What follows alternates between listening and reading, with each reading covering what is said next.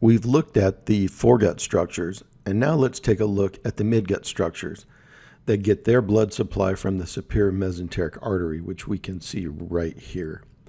Here, of course, is the celiac trunk. We've covered CT scan imaging of the stomach as well as the liver and most of the pancreas. Let's keep working until we can see what the SMA actually brings its blood supply to. So if we look at a sagittal image of the aorta, we can see the first unpaired branch, which is the celiac axis. And then only about the width of your thumb distal to that is the superior mesenteric artery.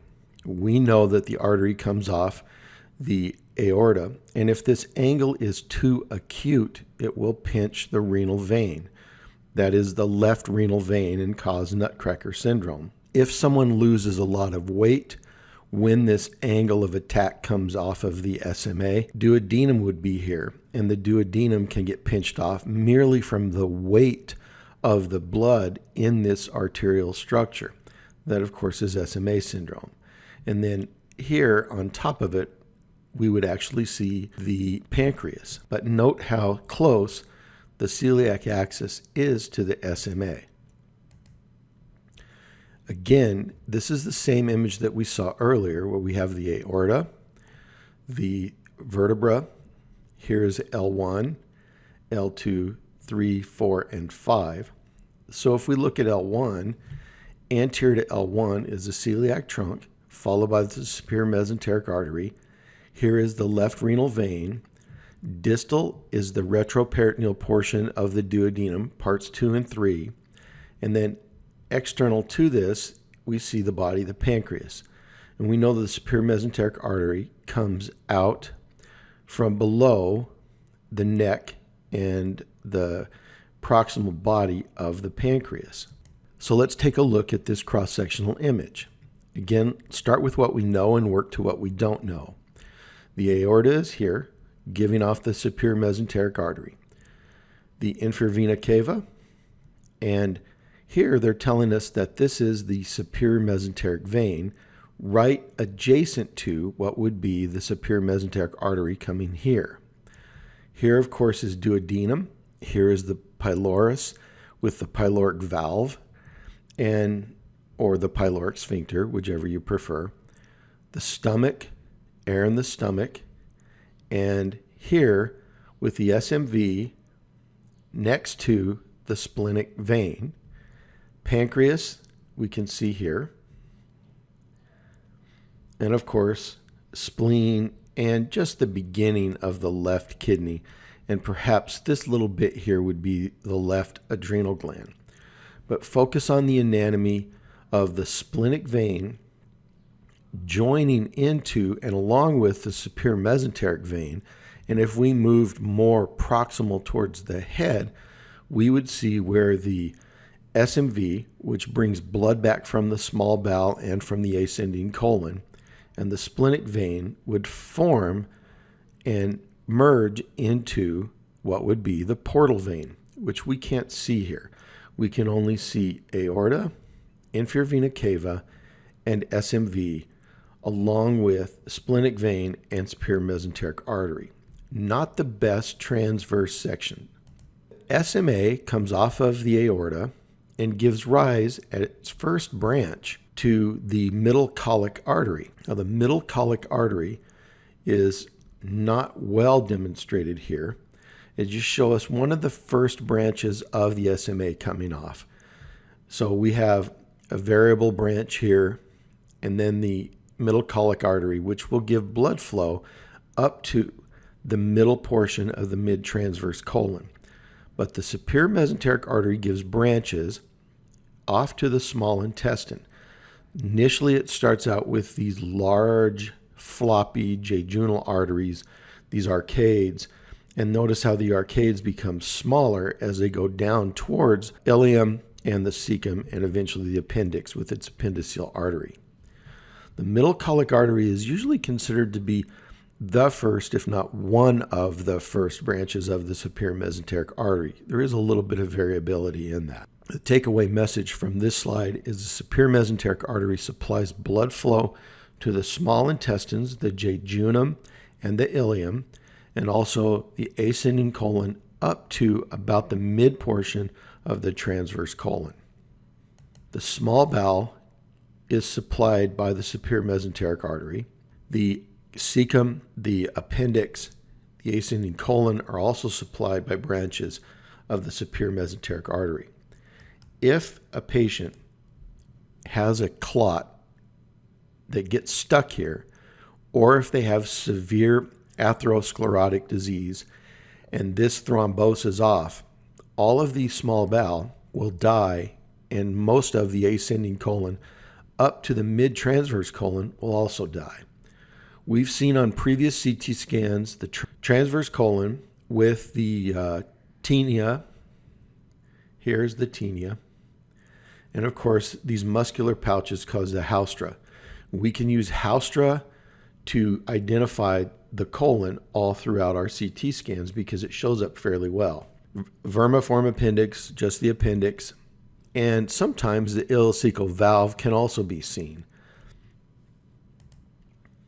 Here's a good example. In this image, we have the duodenum, we have the stomach, the lesser curve would be here.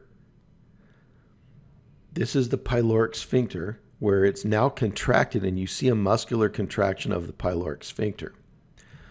Transverse colon can easily be seen because it's broken up into the haustra. Small intestine, all of this is small intestine that contains oral contrast. And then here we have the cecum, and inside the cecum we have the ileocecal valve, which we can see. Ascending colon, hepatic flexure of colon, and we don't see a lot of the main vessels that we've been talking about that supply blood flow to the foregut and the midgut, i.e. the celiac axis and the SMA. But we can see a vessel here which is very curvilinear and curlicue, which I suspect might be coming off of the celiac axis and making its way towards the spleen. But I won't bet money on that until I can scroll forward and backwards to check my answer. On one section, it's difficult to say for sure. Let's look at some of the anatomy that we can see from the small intestine. In the small bowel itself, we can see oral contrast that the patient drunk, and we can see loops of small bowel. And how we can make these out that are different from colon, this is colon here, is we can actually see the plica circularis or the valvulae conaventes. And I put a link here where you can go look these up to confirm that the valvulae conaventes and the plica circularis are the same name for the same structures. But here it shows up exquisitely very well. We can see the infoltings of the small bowel. What else can we recognize here? Psoas muscle. We can also recognize where the aorta has split into two structures, the common iliac on the left and the common iliac on the right. I'm not sure what else is visible other than the mesentery, which is this body fat that carries the blood vessels to the small intestine. And of course, we can see rectus muscle, the muscles of the lateral abdominal wall, and of course, the muscles of the back. This is a particularly good picture of the ileocecal valve. One of the things that has always frustrated me when we teach anatomy is we often, in the cadavers at least, show you the cecum. If we can, we'll show you the appendix, and I think this small area here is probably the appendix. We have small bowel, small bowel, small bowel, and this is probably colon because it has so much air in it. But back to my comment about teaching this anatomy in the cadaver, we often look at the outside of the ascending colon, the transverse colon, the descending colon. We talk about how the ascending colon and the descending colon are secondarily retroperitoneal. We mention how the sigmoid colon has its own mesentery, and because of that, the sigmoid colon, of which this is probably a piece of sigmoid colon, and perhaps even this, is intra-abdominal. but we never take out the colon, split it open, and look at the mucosa, because as a physician, that's where the money's at. All the cancers start from inside the colon, from the mucosa through polyps, which we've already had lectures about. We don't look at the inside of the colon to see if there's ischemic areas. For example, ischemic colitis is a result of the watershed area in the splenic flexure. We don't open the colon to look at the folds of the colon and or any other clinical aspects. But as a physician, you are most interested in the inner aspect of the colon. We want to see what the ileocecal valve looks like. Rarely do we ever open the colon and look. Here's our cecum. Here's the appendix, which is a particularly good view of the appendix, and we can recognize that that is the appendix because it has a little bit of air inside of it. Sigmoid colon is here. Terminal ileum is here. And the rest of what we see is body fat, but it's actually a little deceiving. This is actually mesentery of the small bowel. And here we have some lymph nodes and maybe even some small vascular structures. But this patient only has oral contrast. They don't have any intravenous contrast, and because of that, I can't definitively tell you where I'm looking at to find, for example, ureter or a blood vessel or a lymph node. The large intestine is also supplied by the inferior mesenteric artery, which supplies the left colon down to and including the sigmoid colon, and the superior mesenteric artery gives off its branches that go to the right side of the colon up to the mid aspect of the transverse colon.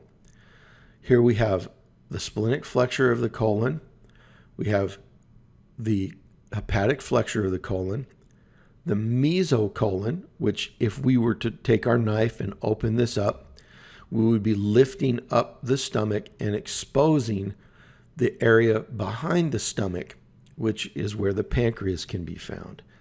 So what's important in this slide is that we can see the superior mesenteric artery supplying small intestine and the inferior mesenteric artery supplying the splenic flexure of the colon. The marginal artery of Drummond area is here, and then the sigmoid and descending colon. The superior mesenteric artery, of course, supplies all of the small bowel, which they don't show us in this image. The small bowel has been removed, and we're left to see the ileocolic segment of the superior mesenteric artery. And again, when we look at a CT scan, we can recognize colon if we look for the haustra. This is a good example of transverse colon moving from hepatic flexure across the abdomen. We can see the aorta, and this is descending colon, this is liver, and this is how we know that this is the hepatic flexure because it's immediately adjacent to the liver. And this is jejunum, and this is probably ileum, but that doesn't really matter at this point. For those of you who will have patients who don't want to have a colonoscopy and look at the mucosa of their colon and search for polyps or bleeding diverticuli or ischemic areas, they can have a CT colography, otherwise known as a virtual colonoscopy. They still have to have a bowel prep, so they cannot avoid that. And it's even a little bit as uncomfortable as is a normal colonoscopy, because there is a small balloon that will be placed into their rectum and anus and inflated as air is pumped into the colon and they go through the CAT scanner. It's trying to show us in this tangle of small bowel the rectum with the rectal ampulla, the sigmoid colon, the descending colon, splenic flexure, transverse colon, which is somewhat redundant, up to the hepatic flexure, down the ascending colon into the cecum. And I cannot tell you where the appendix is on this patient. Now let's look at the inferior mesenteric artery. The IMA supplies the watershed area of the bowel, which is the splenic flexure area of the colon. And the IMA and its branches supply the descending colon and the sigmoid colon. Here's a better view of what the IMA actually supplies. Here's the inferior mesenteric artery arising directly from the aorta. We know the superior mesenteric artery as it comes over the duodenum. And here's pancreas. Pancreas is not really merged to the transverse mesocolon that we see here. The transverse mesocolon is usually connecting the transverse colon to the greater curvature of the stomach or the omentum, but that's minutia. Really what we're interested in is this guy, the marginal artery of Drummond. It is a artery that joins the superior mesenteric artery and its branches to the inferior mesenteric artery and its branches, and the marginal artery of Drummond comes from and is believed to arise from the inferior mesenteric artery to the splenic flexure of the colon. The blood supply in this area is not excellent, and it is mostly through the marginal artery that the splenic flexure of the colon gets its blood supply. This marginal artery can often become occluded and they get ischemic colitis. The mucosa begins to slough and they will have a bowel movement that has blood in it. Looking at what's important here, aorta, celiac axis of the foregut, superior mesenteric artery of the midgut, inferior mesenteric artery of the hindgut, splitting into the common iliacs, the duodenum, the retroperitoneal portion of the duodenum, the ascending portion of the fourth part of the duodenum.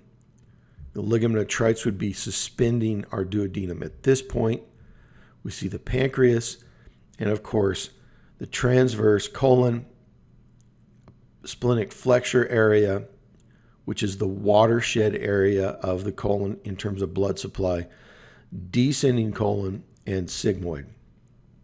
The IMA also gives off sigmoid branches, as well as a large left colic artery that gives rise to the marginal artery of Drummond and gives the blood supply to the splenic flexure and the descending colon. Let's take a look at the inferior mesenteric artery. So here's the aorta. Here's the inferior vena cava. The IMA is seen arising from the aorta here, down a little bit lower, almost where the belly button is. And we know the belly button is usually located within a thumb's width of the crotch of the aorta, where it separates into the common iliac arteries. So the belly button is here, and we could see belly button up here too. So we are just a little bit above belly button. Here's the inferior mesenteric artery. We have a lot of contrast in the small intestine, and we can see stool inside the large bowel, and this is all large intestine here. Kidney, and I suspect these two small things right here are ureters. So inferior vena cava, aorta, inferior mesenteric artery. We've spoken already about the flexures of the colon, the hepatic flexure because it's near the liver, and the splenic flexure because it's near the spleen. But in this image, we cannot even see the spleen. The spleen is actually more proximal and above us. So what are we looking at? Well, we see a little bit of speckled aorta because the contrast has just hit the aorta and hasn't had a chance to get into the turbulent flow yet and show us a big solid white structure. That's why it's speckled. We can see the duodenum here. We can see the aorta, probably superior mesenteric artery, superior mesenteric vein, and we can see portions of the duodenum coming over and across the midline of the body by going over the inferior vena cava and the aorta into the retroperitoneal portion of the duodenum. Of course, with the kidney, we can see a small element of the future ureter, and we can also see the renal vein emptying into the inferior vena cava. Again, because we're focused on the GI tract, we're going to ignore the bony structures. I'll be honest with you, I couldn't tell if this is bladder or uterus at a quick glance because of the section where we're at, but the bladder, of course, would be adherent to the undersurface of the abdominal wall in a subperitoneal position, and the uterus isn't. So there's a pretty good chance that if I took a second and stared at this, I'd eventually get this correct, that this is the uterus. But we're not going to deal with the reproductive system.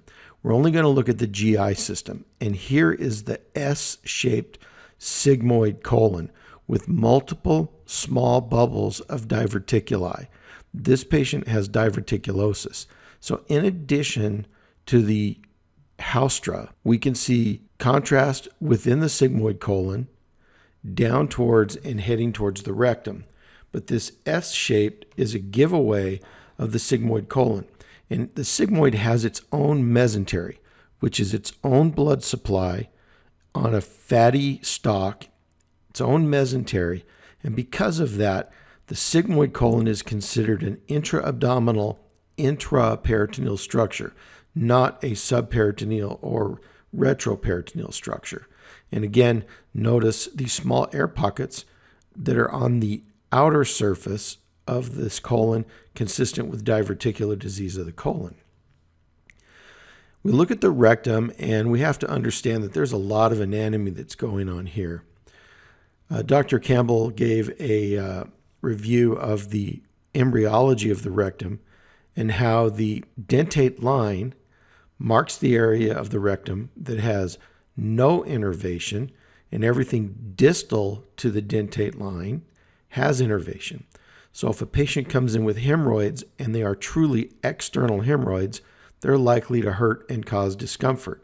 If they're internal hemorrhoids and they are hemorrhoidal veins that are located above the dentate line, they're going to probably not be painful at all.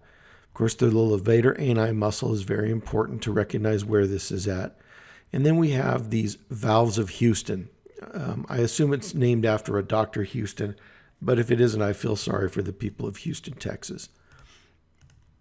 If we look at these valves of Houston, we recognize that there are 3 of them. That's minutia to even know that.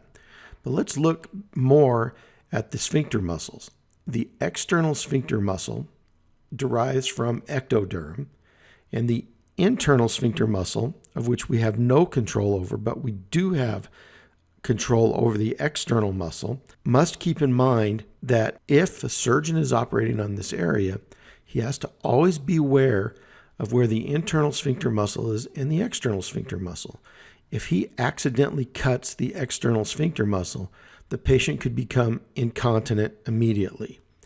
And it's not just like you can suture it and it'll be normal again. It doesn't work that way. The internal sphincter muscle is sometimes cut intentionally when we are treating patients who have anal fissures. But the internal sphincter muscle is often cut so it loses some tone, and that decrease in tone helps the patient to have an easier, less painful bowel movement. But you do not want to cut the external sphincter muscle anywhere, because that's the portion that gives us voluntary control. Cutting it would make us incontinent. So just to review, again, the abdominal aorta, 3 unpaired structures, and then our paired structures, which we know. We, of course, have lumbar arteries come off the aorta.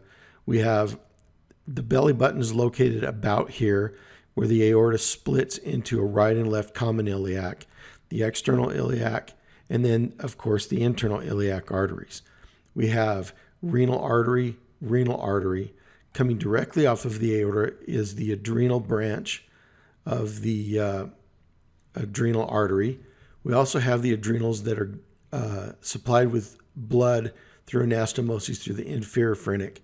But this is just a simple review of unpaired structures of the aorta versus the paired structures of the aorta and where they come off. And don't forget, your gonadal vessels come off, the gonadal arteries come directly off as paired structures off the aorta. The gonadal veins are different. One of those gonadal veins comes off the inferior vena cava, another comes off the left renal vein. Just another view of our retroperitoneal aorta. Again, here's the aorta. We have our splenic arteries. Here's our left renal vein. Now this is interesting that our left renal vein, we can't see it cross over the aorta. So are we looking at a posterior view? But that doesn't make sense either because the spleen is also in the left upper quadrant. So if we are truly looking anteriorly at the aorta, I don't know where this left renal vein is going unless it's actually a retroaortic left renal vein. Again, just mostly one and the same, but now we see the inferior vena cava sitting next to and adjacent to our aorta. So the classic structure of the left renal vein coming underneath the superior mesenteric artery, the hilum of the kidneys, ureters resting on to the psoas major muscles. And of course, here's our testicular or the ovarian veins. And what I was saying with those is the ovarian veins, usually one branch comes off of the inferior vena cava, the other comes off of the left renal vein. So this is not correct. This is not a correct graphical description of the testicular or the ovarian veins. The testicular or ovarian arteries, of course, do come off of the aorta, and they are considered paired branches. So this is incorrect. Here the inferior vena cava can be seen with the lumbar veins coming off from it. Of course, the most important thing that we remember here is those large 3 hepatic veins up at the apex of the vena cava where the blood is returning to the systemic circulation from the liver. Again, left renal vein, right renal vein, the right gonadal vein. The left gonadal vein is going to come off of the left renal vein. We have to mention some of the lymphatics that are present in the retroperitoneum. And we notice that there are a lot of lymph nodes that are adjacent to and surrounding the aorta and the vena cava. This image, the most important structure, is the cisterna chyli. The cisterna chyli is a large collection of lymphatic channels that eventually gives rise to the thoracic duct as it moves up into the chest and eventually goes to the right lymphatic duct and or the left thoracic duct. It's not necessary to necessarily remember that there are celiac nodes surrounding the celiac trunk or that there are specific nodes that surround and are close to each of these inferior mesenteric vessels, because one of the symptoms of patients who develop lymphoma or lymphadenopathy or disease of these retroperitoneal nodes is they get edema of their lower extremities. So again, here's the anatomy that we know. Aorta, vena cava. Here is the celiac trunk with the hepatic artery, gallbladder, splenic vein, and what we see here with these arrows are large retroperitoneal lymph nodes. These are large lymph nodes that shouldn't be in this area, and they sure shouldn't be that large. Here's an example of adenopathy of the retroperitoneum. Look at our aorta. This patient has some funny little markings in their aorta, and that's because they most likely have had an abdominal aortic aneurysm repair, and you're seeing the edges of graft that are located here. It's also possible that this patient had a intra-aortic stent placed for his abdominal aortic aneurysm, although this does not look aneurysmal. So again, we notice the aorta, we have the vena cava, we see a little bit of gallbladder. This is hepatic flexure of colon because here's the liver. Here is an enlarged hydroureter on the left, an enlarged ureter and collecting system on the right. And this is enlarged because the ureter and the output of the urine itself into the main ureters is being pinched off by all of these giant retroperitoneal nodes. This patient has a lymphoma of some sort, and that's why we're seeing these large nodes in the retroperitoneum. Believe it or not, this is very treatable. We have medications today that can treat non-Hodgkin's lymphoma and also Hodgkin's lymphoma. Notice these large, giant lymph nodes up here, even near the undersurface of the rectus abdominis muscle.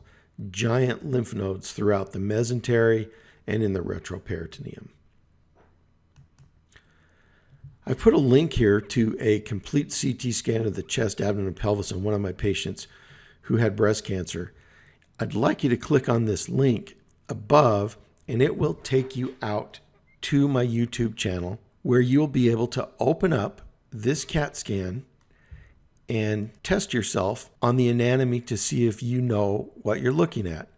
I think what's impressive is as you bring the GI course to a close, most of you need to realize that when you walked into medical school just a short 9 months ago, that you had no idea what you were looking at on a cross-section, but now you can read a CT scan of the head, chest, abdomen, and pelvis.